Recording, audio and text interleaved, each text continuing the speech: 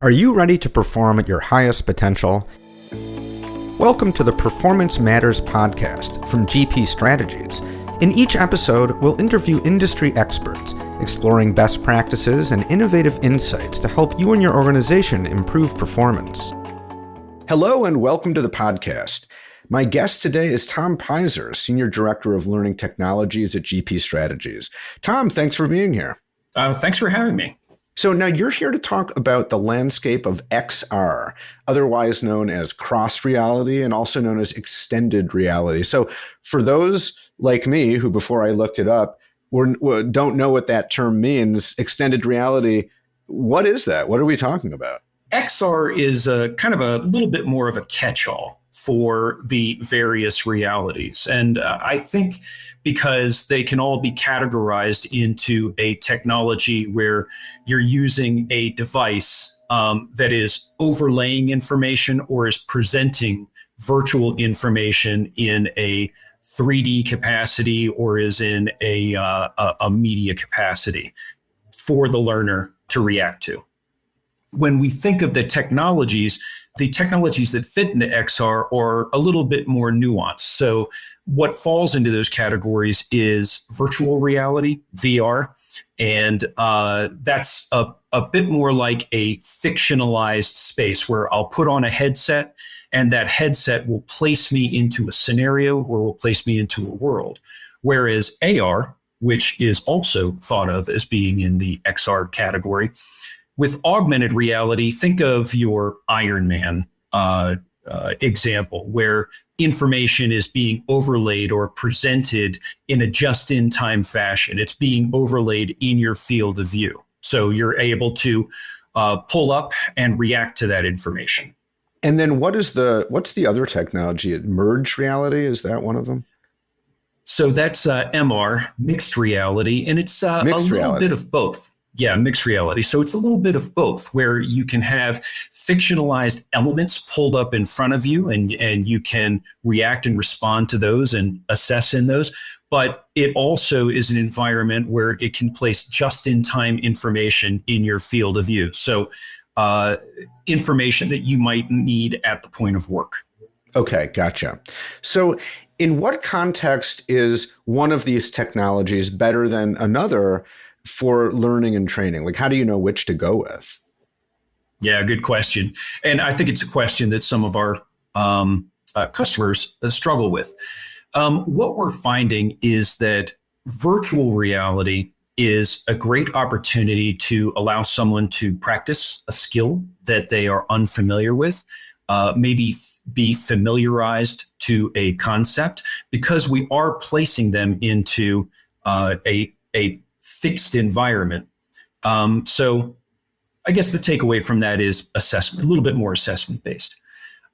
With augmented reality, that type of information tends to be more valuable at the point of performance. So I'm on the job, I'm performing a task, maybe I need a reminder, or maybe I need to phone a friend. Maybe I need to have someone take a look at what I'm looking at, see what I'm seeing in my field of view. But they're not in my immediate vicinity. So it offers the opportunity to pull in a resource at that point. Okay, got it. You mentioned before with virtual reality that's good for training on a skill. What would be an example of that? Number of really good examples. It's kind of funny when we used to think about it in the earlier days, we were thinking about things like onboarding, orienting someone to a campus or something along those lines. But it's become a lot more nuanced. So now we've got hard skills assessment, where maybe I am demonstrating my ability to perform a task, to open a valve, or to manipulate objects in sequence. And we're also finding that it's really good opportunity to practice conversations, maybe a little bit more in the lines of role play, so more on the soft skills side of things. So we're seeing both hard skill and soft skill adoption. Okay, got it. So let's broaden out a little bit and talk about the kind of changes that you've seen related to XR technologies over the past couple of years. Are you seeing more adoption of these technologies? Is there or more aversion to them. Yeah, what trends are you seeing? We are seeing a lot more adoption, and it's kind of interesting. We were starting to see, before COVID happened, we were starting to see an uptick in VR development, and then subsequent to COVID, we saw a lot more interest in it. And I was asked this question just recently.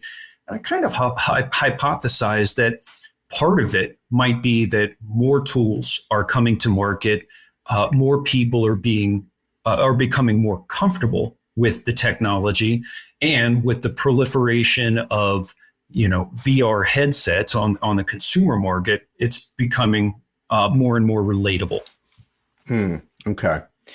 And do you think that the pandemic itself has driven any of this? Just people were kind of forced to get used to new technologies like Zoom if they'd never used it before, and just kind of spend more time in kind of virtual spaces like virtual meetings and things like that. Do you think that that the pandemic itself has sort of driven adoption or accelerated it?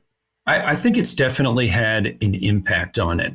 We have seen that, of course, companies that were perhaps historically not comfortable with people being away from the office or online have had to become more comfortable with that.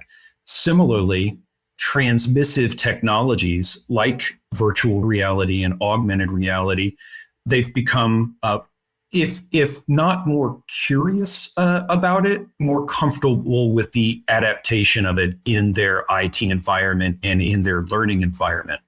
As an example, our company, GP Strategies, recently conducted an online version of our customer forum. This is a meeting between senior leadership from our customer ecosystem for them to come together and share ideas and experiences and trends that they're seeing in the market. Well, annually, my team is asked to come in and build a innovative activity as kind of an icebreaker. This year, because everyone was so separated, we elected to use a virtual reality experience. We built a virtual reality escape room and had people sign up and join cohorts. They were working in a virtual escape room where they had to communicate, they had to adapt to change, they had to problem solve, all the while kind of losing track of the fact that they were from distributed areas across the globe. We had people coming in from the UK. We had people coming in from Asia Pacific, Latin America. So it really created kind of a personal experience. That's pretty cool. And were people wearing virtual reality headsets and sort of seeing each other in a virtual realm? It's interesting because some people were able to come in a headset, those who had headsets. But because we were talking about an environment where perhaps not everyone was familiar with working in a headset, we also needed to adapt the activity so that it could be run off of a laptop. Mm-hmm. And so they were able to get in through what's called WebGL. It's a 3D version of a web experience in your browser. And so we had a mix of participants, some in headset and some by browser. We were able to adapt the activity so it would work with them all. That's really cool. And how well did it work overall? It worked really fantastic. So we had no latency. We had great communication between the teams. And it was just generally a fun way for people to get in, communicate, practice their skills, problem solve, and experience something that was new and different to them. Okay, wow, that's really cool. So I know like with a lot of new technologies, there are always questions about how well does this actually work? Like, what does the data say? Is there even enough data to give us a robust sense of how effective a given technology is? And these technologies are new enough so that I think even if you go back a few years, the answer might have been, well, no, not really. We're not sure. But what about now? These technologies have been around. What kind of data do we have, and what does the data say? The fortunate thing is, just as more adoption has been happening in the industry, more tools have come to the industry, there is now more measurement that's ongoing. PricewaterhouseCoopers recently did a great study on efficacy, and in their findings, they determined that learners were exponentially more engaged. One of the things that they found is because in a headset environment, you are more focused, there is less opportunity for people to multitask at the same time that they're going through an experience. So they're more engaged, they're more focused on the activity, and they're more likely to complete the activity from beginning to end. We're finding that there are statistics and studies coming in from Stanford University is doing a lot of efficacy studies. PricewaterhouseCoopers has done some. There are Burson studies and Statistica studies. So there's a lot of data out there that supports the XR experiences. Okay, interesting. It seems to me that one possible impediment to some of this, at least virtual reality, and I think you mentioned this in your example of the GP virtual reality escape room project, that not everyone has a headset, and they've come way down in price, but they're not exactly cheap. And it's a headset. I mean, you have to cover most of your head with this big device. Mm-hmm. So, I mean, what are your thoughts on that? How much of an impediment does the headset part of it pose at this point? It can pose an impediment, or at least it can pose a hurdle that you need to prepare for.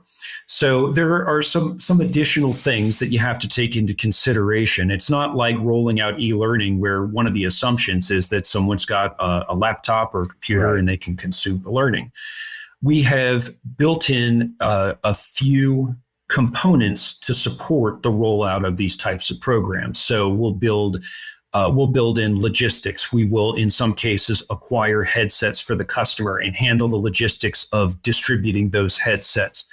In other cases, we have rented headsets. And like I was saying with the escape room experience, we developed it so it could be distributed in a hybrid approach, right, partially by headset and partially by desktop. And in addition to that, you also have to do a fair amount of scaffolding or bookending on the experience. So we will often, if we're distributing this remotely, we will send out the headsets. We will go through an orientation session where they're learning how to use the hand controllers, getting comfortable with the headset for the first time. And then we'll back it up afterwards, after they've gone through the experience, and we'll do a debrief. And we'll talk to them about the experience and kind of draw some parallels between the real world and the fictional world that we've constructed. So what are some of the most interesting and important things that your team has learned over the past few years when it comes to the development of XR and how it's likely to continue developing, off into the future? Well, we have learned that things are not going to stay the same. We've been working in the XR environments for well over 5 years now, maybe just shy of 10 years now. And there's learning curves that you have to go through. If we're going to be developing 3D content, you've got to have some 3D resources. If you're going to be developing 360-degree videos, you've got to have teams that are adept in building those style of branching scenarios. There's a new skill set that comes into play, and it's one of those things that you learn and you grow as you go. So the more that you develop, the better you become at it. We have learned some things about the length and breadth of the content. You don't want to try and teach too much in the virtual world. It's a much better tool for practice and assessment. I'd say that most of our implementations range from about the 5-minute to 20-minute mark. And then that is an assessment activity that is part of a broader learning journey or learning experience. How likely do you think it is 10 years from now, 15 years from now, that when you start a new job, you get a laptop and a headset. I mean, or like a VR headset, I mean. Yeah, I hear you. I think very likely. I think that this is a technology that has just boomed recently.